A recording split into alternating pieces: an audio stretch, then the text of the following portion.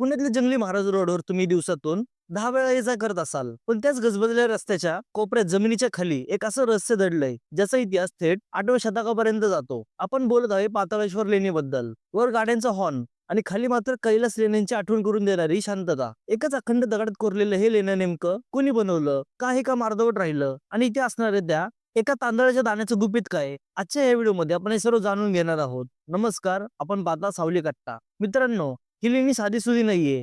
ही लेणी राष्ट्रकूट राजांच्या काळात म्हणजे साधारण 8व्या शतकात खोदली गेली.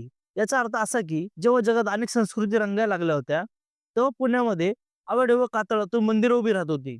एल्लोराच्या कैलास लेण्यांची थाटणी आठवतीये? अगदी तसंच मोनोलिथिक म्हणजेच एकाच अखंड पाषाणातून हे शिल्प साकारलंय. हे पुणे शहरातलं सर्वात जुनं स्ट्रक्चर मानलं जातं. तुम्ही लेणीत पाय ठेवला की सर्वात आधी तुमचं लक्ष वेधून घेतो तो म्हणजे एक भव्य नंदी मंडप. हा नंदी मंडप गोलाकार असून तो छताला पेलून धरणाऱ्या खांबांवर उभा आहे. विशेष म्हणजे हे खांब आणि नंदी हे सर्व जमिनीच्या खालच्या एकाच दगडात कोरलेलं आहे. वरून पाहिलं तर ही लेणी दिसतच नाही, पण खाली गेल्यावर कळतं की आपल्या पूर्वजांकडे इंजिनिअरिंगचं काय खतरनाक डोकं होतं. आता तुमच्या मनात प्रश्न आला असेल की एवढं भारी बांधकाम अचानक का थांबलं? जर तुम्ही लेणी बारकाईने बघितली तर भिंतीवर काही कोरीव काम अर्धवट दिसतं. असं म्हटलं जातं की खोदकाम सुरू असताना दगडात एखादी भेग गेली असावी किंवा त्या काळी युद्धजन्य परिस्थितीमुळे कारागिरांना काम सोडावं लागलं. कारण काहीही असो, हे अर्धवट राहिलेलं स्वप्न आजही तितकंच सुंदर दिसतं. पाताळेश्वरच्या इतिहासात अजून एक गमतीशीर गोष्ट आहे.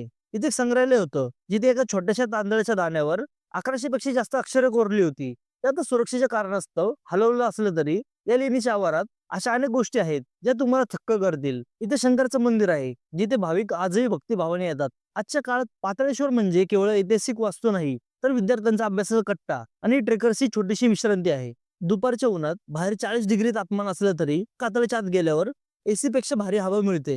ही पुण्यातली शांततेची भेट आहे. तर मंडळी, जंगली महाराज रोडवरून जाताना पुढच्या वेळी फक्त ट्रॅफिक कडे बघू नका, तर एकदा या पाताळेश्वर लेणीत उतरून आपल्या पूर्वजांच्या कौशल्याचा अनुभव घ्या. तुम्हाला पाताळेश्वर बद्दलची कोणती गोष्ट सर्वात जास्त आवडली कमेंट मध्ये नक्की सांगा. व्हिडिओ आवडला असेल तर चॅनलला सबस्क्राईब करा आणि सावली कट्टा चॅनलला शेअर करायला विसरू नका. भेटूया पुढच्या व्हिडिओमध्ये.